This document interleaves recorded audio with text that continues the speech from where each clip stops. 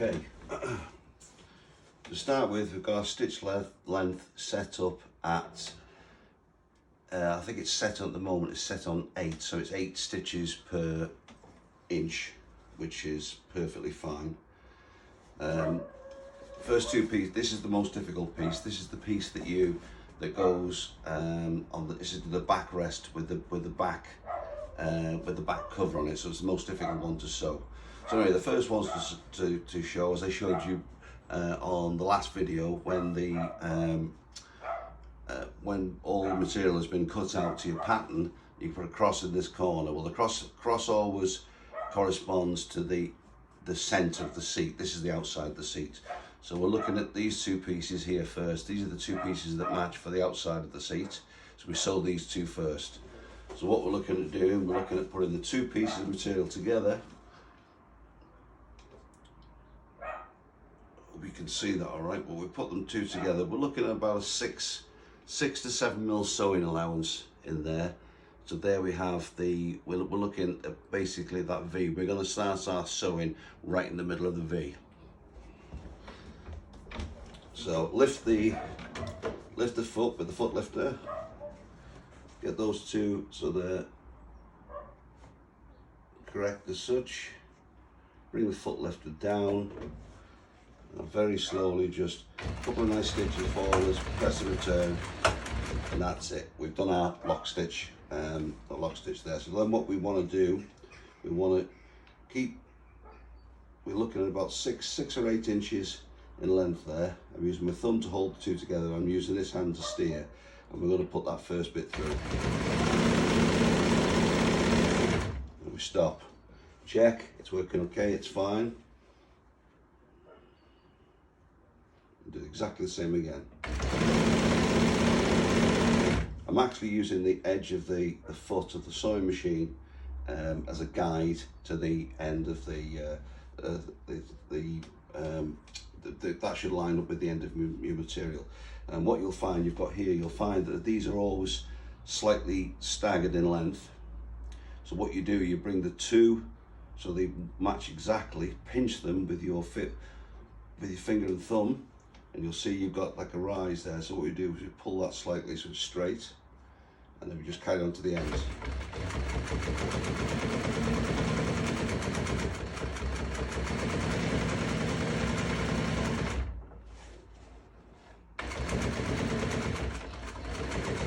And then we do a lock stitch, push backwards on the pedal, that will lift the needle, lift the lifter, pull that out, and then just slip the threads. I always cut the top threads off too, just to show it's nice and neat. Check that there's no drop stitches anywhere, front and back, and then just check you can pull it. It's nice and tight.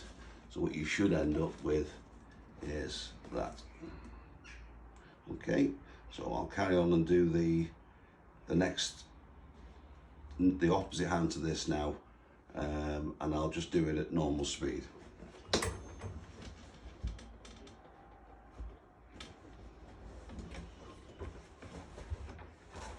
Remember, X to the middle, so this is your outside piece.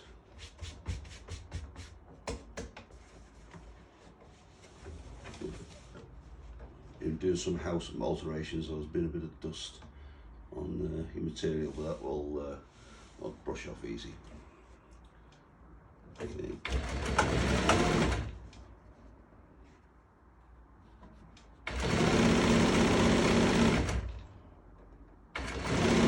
You notice this is the other way around now, so this material is on the bottom, this material is on the top.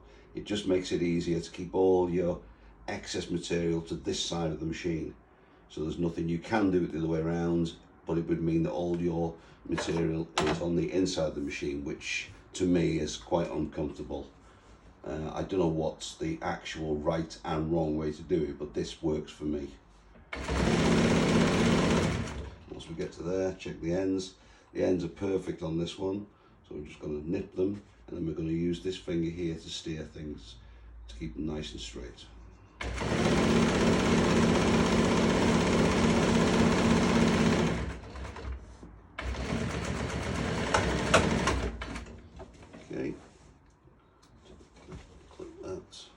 some people, you can buy machines that automatically do this for you, keep these short, but this machine is it's a proper workhorse. It'll never let you down.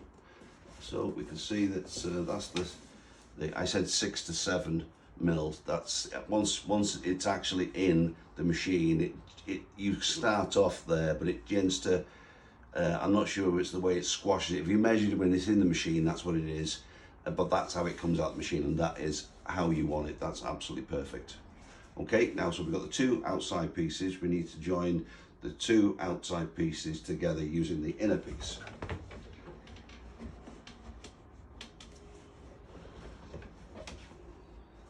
Now the inner piece, you'll notice, is flat on one end, and it's got a concave curve at the other end. Well, this is the other end. We're going to start on both types. We're going to start with this end, and to join these two together, we're going to do it in exactly the same way as we did before.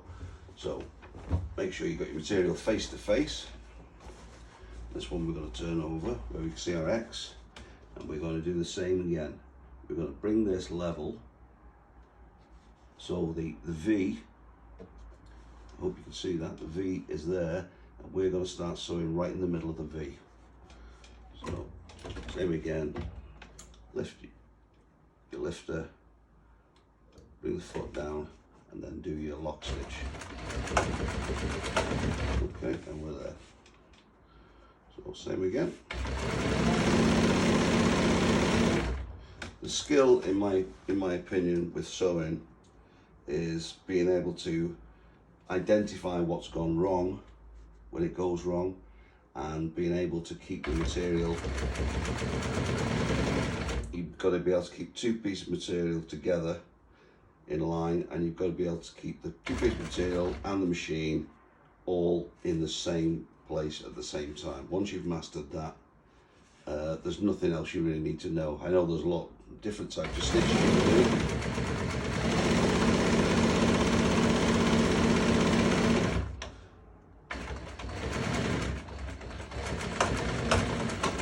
Yeah, there's many different types of stitches you can do, but for the purpose of the AutoGlide camper bed material, or well, any camper bed material, this is we only need standard strong stitching that's going to last a lifetime.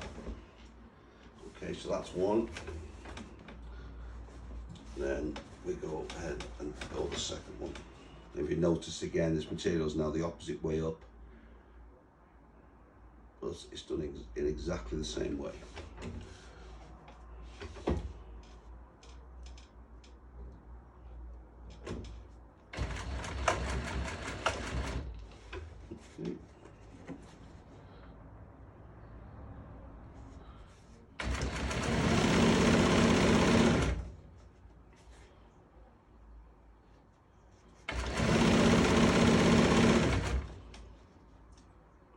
The ends so they're perfectly level.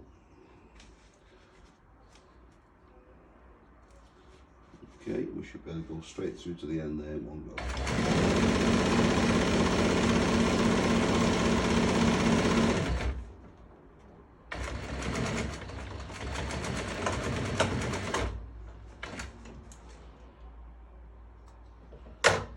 Okay, so that's that sewn all in one piece, and this is what you should end up with.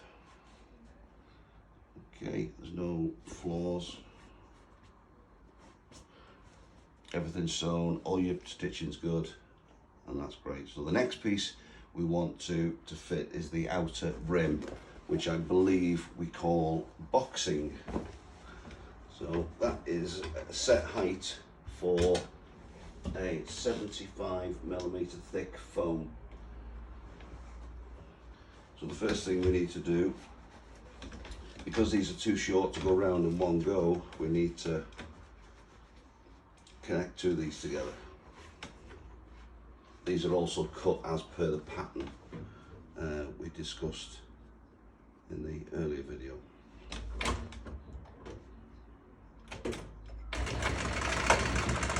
Okay, luckily we've got a fault there. What happened was I pressed the pedal, well there was no material under there, and what it's done, it's wrapped the material around the bobbin. So we need to repair that. So first thing we need to do is get the needle up, get this out. You'll find it's very tight in there now. There we go. That's actually, I think that's actually righted itself.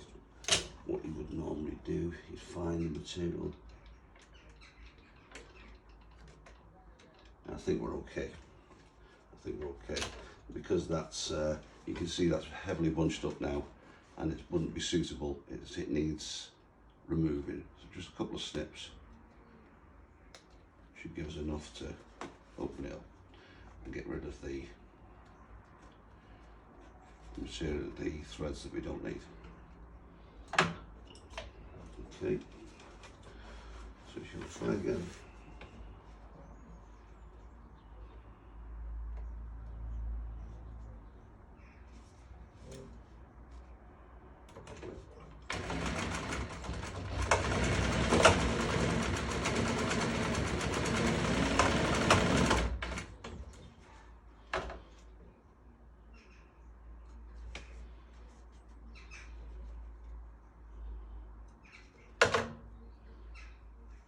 Okay, same again, check the material is good and strong, which it is fine. Now what we need to do now, we need to find the middle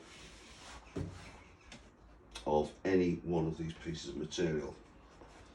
The way I like to do this is just fold the material in half.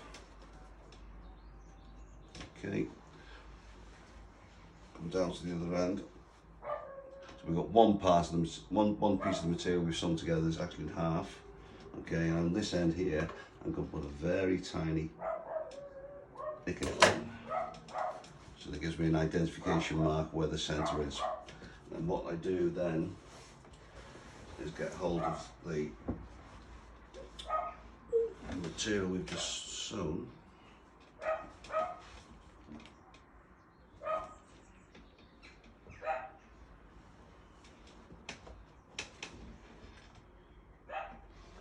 Okay, and then what we need to do is starting what we want to do. We want the ends of the materials to be, well, I like the ends of the materials not to be visible. So what we do is we'll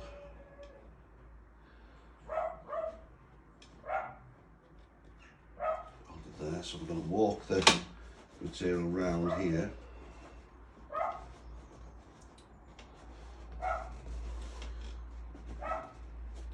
It's not critical, it's isn't going to be super accurate. Just walk it all the way around here, bring it down to here. Okay, and that gives us an end there. Okay, so we now know our material is going to, we're going to have a join there, join here, and we should have a join in the same place on the other side. Okay, so what we'll do, we're going to start about 4 inches from the end. And we're just going to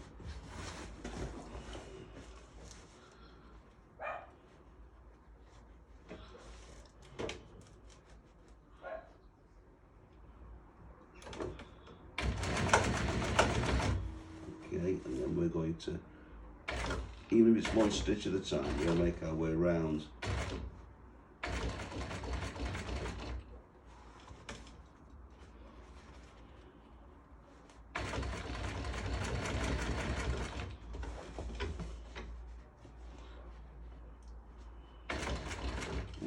When we're trying, we've got to follow the contours of obviously the material, the same as we did before, but they were straight.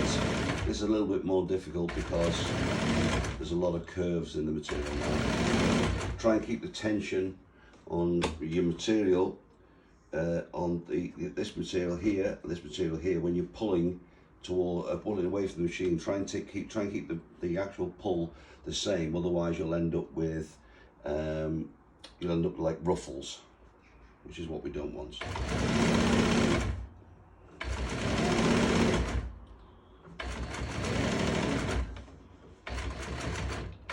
We're coming to our first long curve now.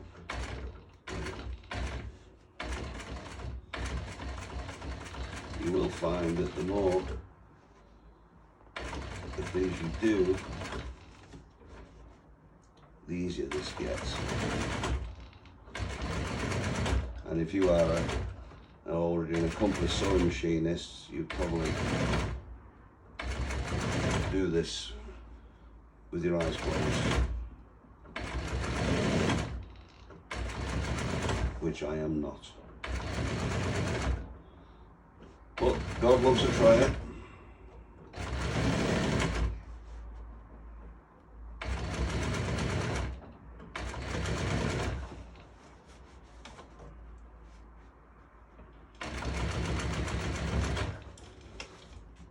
Now we've got this other curve now, which is actually going to come back the other way.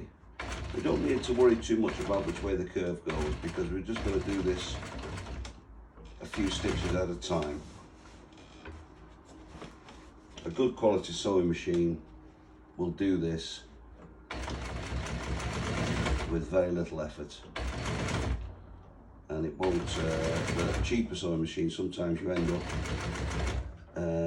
by doing this starting and stopping, you can end up with drop stitches, which we definitely do not want. If you find that you do drop a stitch for whatever reason, you must revisit that area and sew either side of the stitch. There's no need to break the stitch, just to sew either side of it to go over the top. It'll be completely invisible to the other side. But it's if you don't do that now, by the time you fit your nice new covers on your nice new bed, almost immediately you'll find that the stitching will start to come apart.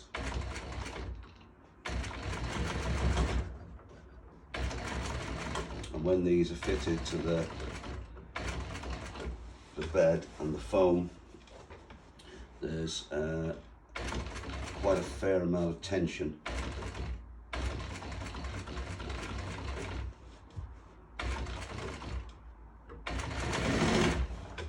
Be quiet. But as you can see, it's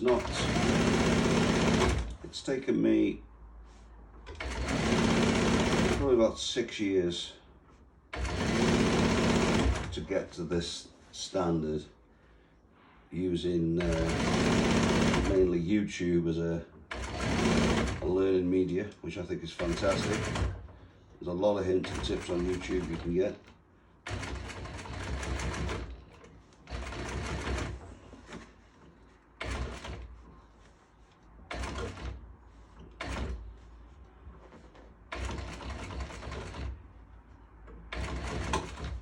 And plenty of practice. Right, okay, so we're on the last run now of the back of this one.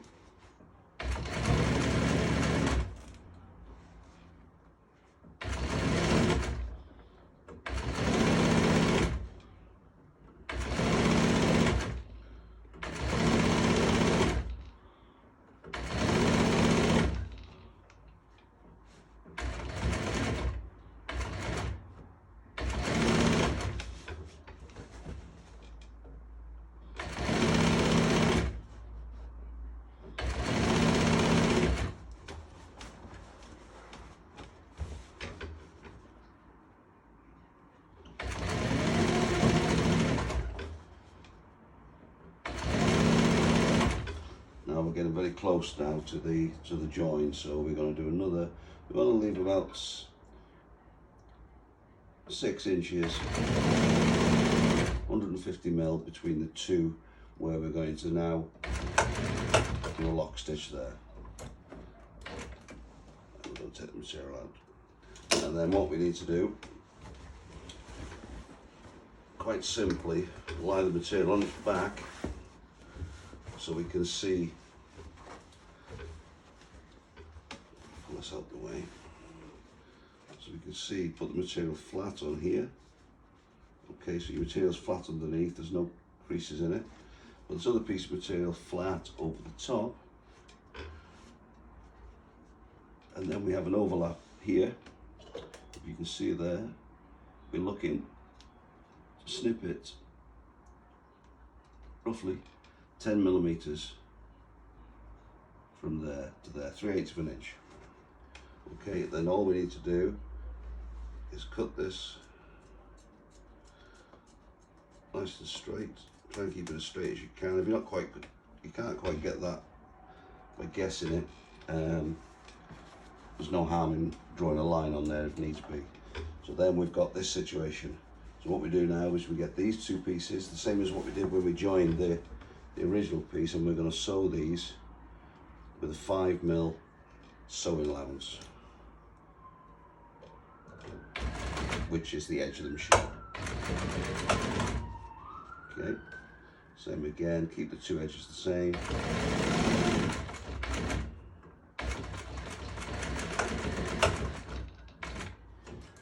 Okay, then we'll lock the stitch. Get rid of that, get rid of the extra material, we don't want that. Okay, so then what we're left with is this setup here. And then all we need to do is put this back under the machine. Now I always, rather than starting where the stitch is finished, I always feel it's a good idea to go back 2 inches, 50 millimeters. You don't actually need to put a lock stitch in here, but I do anyway.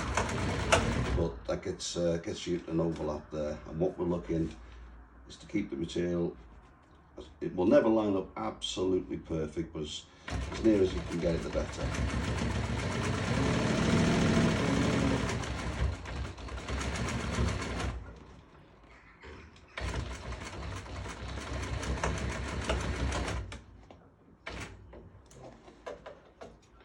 Okay. There. Check your corners are nice and tight, which I'm pretty sure you can see there. Very good. There's no drop stitches, there's no slack in it, and there's no ruffles in it. Okay, now this particular one has a back on it, so the way we do this, hope you can see this okay. We get the front of the material, so we've got the middle panel. Okay, we're going to fold this together. Doesn't matter which way, you can do it the other way around if you want, but we're going to basically, where the 3 bits of material join together, there's like a T on both sides. We want the top of the T to join perfectly there together. Pinch it with your thumb. Okay, and then we're going to create almost like a pocket type thing, right? And what we're doing, we're looking for that area there. Once you get that there, we're then going to snip that off, and then we have a V in here. That's saying that that's the center of our material. So we then get the back piece, which is this piece here.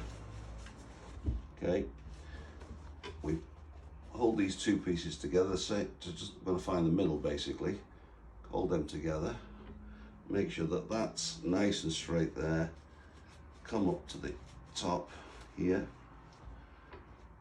and we're going to do the same again, put the V in the material.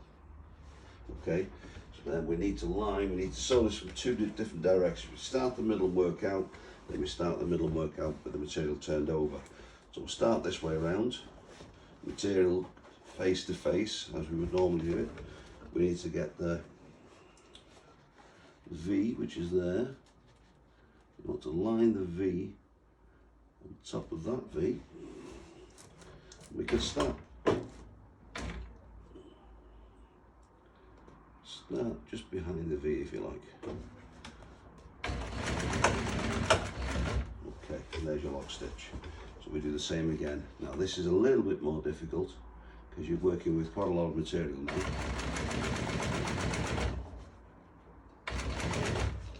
But the scrim backing on this material is quite thin.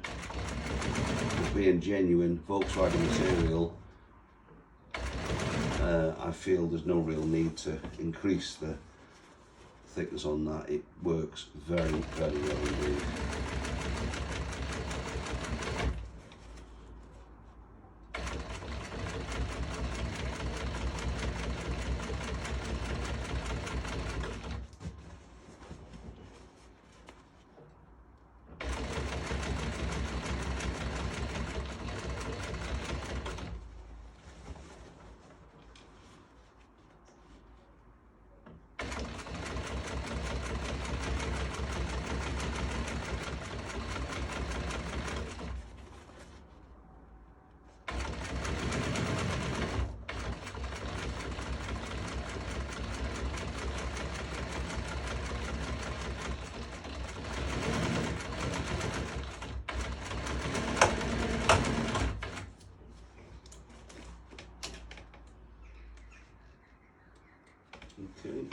first half, and then we turn it over, and we go back the opposite direction.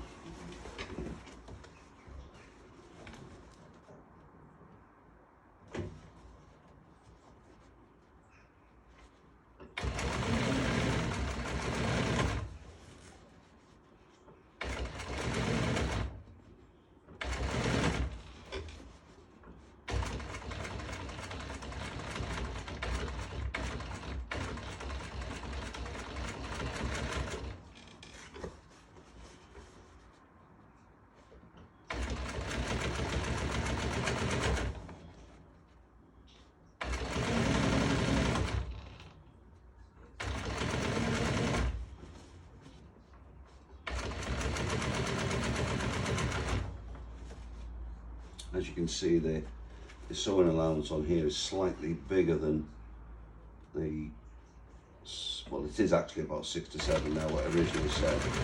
If it's a little bit out, it's not the end of the world. There's quite a bit of stretch in this material, and when you come to fit this to your foam and board, the foam itself, the boards are a perfect size, but the foam itself is oversized. So it creates a good, nice, there's nothing worse than looking at upholstery where it needs to be firm rather than being slack.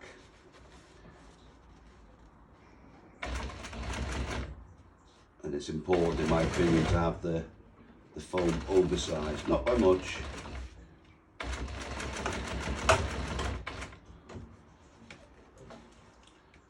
$10mm, 5mm, all the way around, 5 to 10mm all the way around is perfect in my opinion. Okay. Just have one last visual check all the way around you've sewn. I don't like, you don't have to cut these off, but it's just a bit of OCD, I think. I like my jobs to be perfect. Well, I certainly aim for perfection. And there's no reason why with good concentration you can end up with perfection. So there, basically, you're looking at this, the actual, the most difficult cushion cover to be sewn, and obviously that's inside out. So what we then do is turn it all the other way around now. And what you will have, with a bit of luck,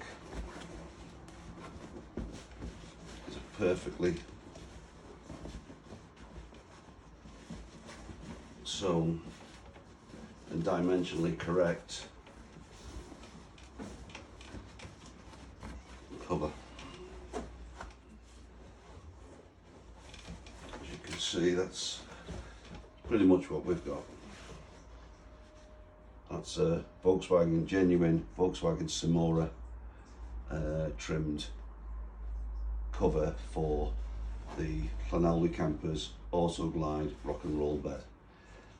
I'll show you how to fit these covers to the actual boards and everything to do with the foam and everything in a further video. So good luck, watch your fingers, and practice, practice, practice. It can be done. Thank you. Ta-ra.